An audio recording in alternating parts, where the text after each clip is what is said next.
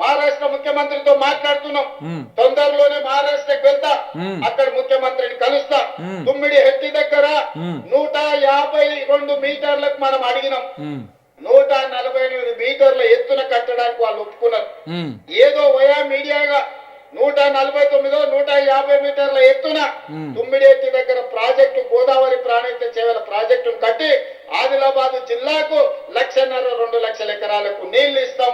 అదే విధంగా మల్లన్న సాగర్ నుంచి మెదక్కే మలిపిన గోదావరి జలాలను మళ్ళీ రంగారెడ్డి జిల్లాకు తెచ్చి చేవెళ్ళ, వికారాబాద్, తాండూరు, పరిగి, కొంత కొడంగల్ ప్రాంతానికి కూడా గోదావరి జలాలను తరలించడం ద్వారా ఈ ప్రాంత రైతాంగాన్ని కూడా ఆదుకునే బాధ్యత కాంగ్రెస్ పార్టీ తీసుకుంటుంది. ఇవాళ నగరం యొక్క ప్రజల యొక్క వెరీ గుడ్ సార్, మీ ఆశయానికి నా సలాము. అయితే తుమ్మిడేటి దగ్గర బ్యారేజ్ కడతా అంటున్నారు కదా, బ్యారేజ్ కడతా అన్నప్పుడు మరి ఎంత కట్టాలి? ఆడ మనకు 152 మీటర్ల ఎఫ్ఆర్ఎల్లో కట్టాలి మనకు బ్యారేజ్. ఆడ ఎంత కట్టాలి? 152 మీటర్ల ఎఫ్ఆర్ఎల్లో కడితేనే, అంటే ఆ ఎత్తులో కడితేనే మీరు తవ్వినటువంటి కాలువలు ఎక్కడ, ఇగో ఇక్కడ ఈ మధ్య తొవ్విరాయి ఈ మధ్యవారులు అందరు కాంగ్రెస్ వాళ్ళు. అప్పుడు ఆడాడ తొమ్మిది కాలువలు ఇక్కడ నుంచి ఇక్కడికి వచ్చే దాంట్లో ఈ కాలువలు పనికొస్తాయి. ఎందుకంటే ఆ కాలువలు 152 మీటర్ల ఎత్తులో బ్యారేజ్ కడితే దాని నుంచి వాటర్ తీసుకోవడానికి అనుకూలంగా తవ్వినటువంటి కాలువలు అవి. ఇప్పుడు మీరు 148కి వాళ్ళు అనుమతి ఇచ్చిర్రు, మేము 149 లేకపోతే 150కో కట్టేస్తాం వయా మీడియా కింద, ఎంతో కొంత కడతాము అని చెప్తా ఉన్నారు. సరే కట్టుర్రి, మీరు ఒప్పిర్రి, 152కే ఒప్పిర్రి, మళ్ళీ 148 కాకుండా 148కి మీరు కట్టేది ఆల్రెడీ ఉన్న అనుమతులే అవి. ప్లస్ బ్యారేజ్ మీరు తుమ్మిడేటి దగ్గరే కట్టాలి, మళ్ళీ పైకోయి వాద్రా మీద కడతాం, ఇక్కడ కడతాం, అక్కడ కడతాం అని అగ్గురి. మీరు ప్రాణహిత నది మీద కట్టాలి, ప్రాణహిత నది ఏర్పడిన తర్వాత కట్టాలి.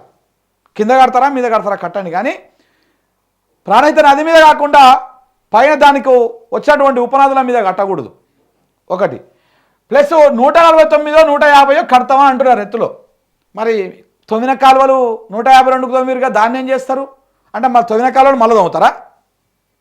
బా ఏం తెలివి సార్, అంటే మీకు అనుకూలంగా ఉంటేనే గిట్లా చేసిన పని మళ్ళీ వేయిర్రి, ఎత్తిన బిల్లు మీద మళ్ళీ ఇంకో బిల్లు ఎత్తుర్రి.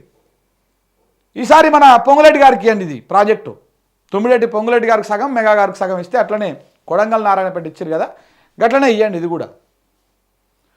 అసలు ఏం చెప్పదలుచుకున్నారో, ఏం చేయదలుచుకున్నారో. లిఫ్ట్ లేకుండా గ్రావిటీ ద్వారా తేవాలి మీరు ఎల్లంపల్లికి వాటర్. అది అసలు ఇంకొక విషయం ఏంటంటే డాక్టర్ బిఆర్ అంబేద్కర్ ప్రాణహిత చేవల సృజల స్రవంతి అనేటువంటి ప్రాజెక్టుని క్యాన్సిల్ చేయలేదండి. ఆ ప్రాజెక్టుని రెండు భాగాలుగా విభజించారు. ఒకటి కాళేశ్వరము, ఇంకొకటి డాక్టర్ ప్రాణహిత చేవల సృజల స్రవంతి. డాక్టర్ ప్రాణహిత చేవల సృజల స్రవంతిని కేవలం ఆదిలాబాద్ జిల్లా వరకే పరిమితం చేసి కాళేశ్వరాన్ని రిమైనింగ్ పార్ట్ అంతా కూడా తీసుకొచ్చారు. బికాజ్ ఆఫ్ వాటర్ అవైలబిలిటీ తగ్గట్టుగా, అక్కడ వాటర్ అవైలబిలిటీ ఆ రేంజ్లో లేవు అని చెప్పేసి. మరి ఆడనే 240 టీఎంసీల వాటర్ అవైలబిలిటీ ఉంటే వీళ్ళు ఎత్తిపోయాలి. ఈ 3 బరాజులు అప్పుడు కూలగొట్టండి కావాలంటే. ఏంటంటే ప్రజలను అమాయకులను చేయడం కోసమే, అమాయకులను చేయడం. ఈ తొమ్మిన కాలువలన్నీ 152 మీటర్ల ఎత్తుకు తగ్గట్టుగా ఈ కాలువలు తోముకున్నారు. మరి ఈ కాలువలన్నీ ఏం చేస్తారు, ఇప్పుడు ఎట్టెట్ట చేస్తారు చూద్దాం. కాలం తప్పకుండా సమాధానం చెప్తుంది. అప్పటిదాకా వెయిట్ చేద్దాము, చూసి ఏ రకంగా చేస్తారో చేద్దాం. అసలు ఇప్పుడు ఇంకొక విషయం ఏంటంటే నిజంగా కూడా నాకు ఇక్కడ మేడిగడ్డ దగ్గర మనకిప్పుడు 2 టీఎంసీ ఎత్తిపోసుకోవడానికి ఎలాంటి ఆటంకం లేకుండా డైరెక్ట్గా ఎత్తిపోసుకోవచ్చు, ఇబ్బంది లేకుండా. ఇంకొక విషయం ఏంటంటే ఆ 2 బరాజులు కుంగినాయి కదా, ఆ కుంగిన బరాజులు అట్లా ఉంచి కూడా మనం వాటర్ ఎత్తిపోసుకోవచ్చు. ఎట్లా అంటే గోదావరి నది ఇట్లా వస్తుంది, ఇట్లా వచ్చి ప్రాణహిత నది కలుస్తుంది. ఈ కలిసిన కాడనే ఈ మూలకే ఇంకో గీనే ఉంటుంది కన్నెపల్లి పంపు. వాటర్ వచ్చి ఇట్లా కలిసినప్పుడు ఆ వచ్చి కలిసేటువంటి వస్తుంది కదా, ఈ ఫ్లడ్ ఇట్లా ఈ పంపు ఈ ఎక్కడైతే ఎత్తిపోస్తామో అక్కడికి వచ్చేస్తాయి వాటర్. జస్ట్ ఆ పంపులో ఉన్నటువంటి ఆ గేట్ ఎత్తేస్తే ఆ పంపులకు వాటర్ వచ్చి మనం ఎత్తిపోసుకోవచ్చు. ఈ బరాజు ఈడ ఉంటుంది బరాజు, ఈ బరాజుని ఆడ ఆపాలన్నటువంటిది కూడా లేదు. పంపులకి బరాజ్కి దాదాపు ఒక 18 కిలోమీటర్ల డిస్టెన్స్ ఉంటుంది. ఏది అది కలిసిన కాడికి ఆడికి. ఈడనేమో కాళేశ్వరం అనేటువంటి ఆ టెంపుల్ ఉన్న ఆ ప్రాంతంలోనేమో కన్నెపల్లి పంపులు ఉంటాయి, అది కలిసిన దాని కిందంగా వాటర్ కలిసిన కిందంగా మేడిగడ్డ నుంచి చాలా కిందికి ఉంటుంది బరాజ్. ఆడ ఆపిన వాటర్ బ్యాక్ వాటర్ ఆన్నాక నిలబడతాయి, అక్కడికి పంపులు వస్తాయి, పంపులకు వాటర్ వస్తాయి, ఎత్తిపోసుకోవచ్చు. సో కాబట్టి ఇక్కడ నువ్వు ఏం లేకపోయినా కన్నెపల్లి పంపుల నుంచి ఆన్ చేసుకొని ఇప్పుడు ఆ అన్నారంలో పోసుకోవచ్చు. కానీ పోస్తలేరు, కావాలనే పోస్తలేరు. ఇంకొకటి ఏంటంటే ఈ మేడిగడ్డ ఈ వీటిల్లో 3వ టీఎంసీ ఎత్తిపోసుకోవడానికి మనకి ఇంకా ఇప్పుడు ఈ కాలువలు, ఈ టన్నెల్ ఇవన్నీ కూడా 3 టీఎంసీలు పోవడానికి అనుకూలంగానే అప్పుడు సివిల్ వర్క్స్ జరిగినాయి.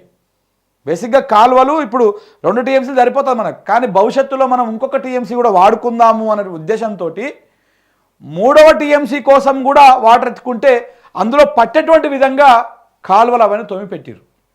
కానీ రేవంత్ రెడ్డి గారి పుణ్యం, బీజేపీల పుణ్యం, వీళ్ళందరి పుణ్యాన ఈ 3వ టీఎంసీ పర్మిషన్లు కూడా రద్దు అయిపోయినాయి. మనకు అది కాకుండా ఆగమైపోయింది.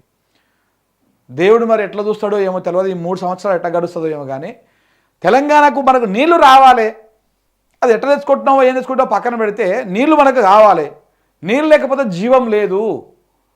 ఇలా కరెంటు బిల్లు వస్తుంది, ఆ బిల్లు వస్తుంది. ఇలా మల్లన్న సాగర్కి వెళ్ళి తెచ్చేటువంటి దాంట్లో కూడా ఈయన 5 పంపులు పెడతారంట. మొత్తం 5 పంప్ హౌస్లు ఉంటాయట. నేను యాడ్లనే పెట్టుకున్నారు, మరి 5 ఏడేడు పెడతారు తెలియదు నాకు. కానీ పంప్ స్టేషన్లు 5 పెడతారంట.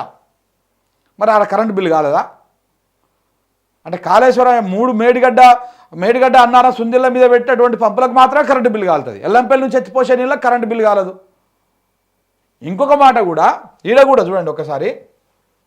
ఇప్పుడు మీరు ఎత్తిపోస్తా అంటున్నారు కదా, ఈడికెళ్ళి వచ్చే ఎల్లంపల్లి వాటర్ అంటున్నారు కదా, మరి ఎల్లంపల్లి నుంచి ఈ కనెక్టివిటీ అంతా ఈ నంది మేడారం కాడ పంపులు, ఇవి కాళేశ్వరంలో భాగంగా కట్టే పంపులే ఇవి. జమాన్లో మీకు పంపులు గింపులు ఏం లేవాడా, ఎల్లంపల్లికి వెళ్ళి వాటర్ తెచ్చేది దాంట్లో డైరెక్ట్ పైప్ లైన్ వాడు పోతూ ఉంటుండే.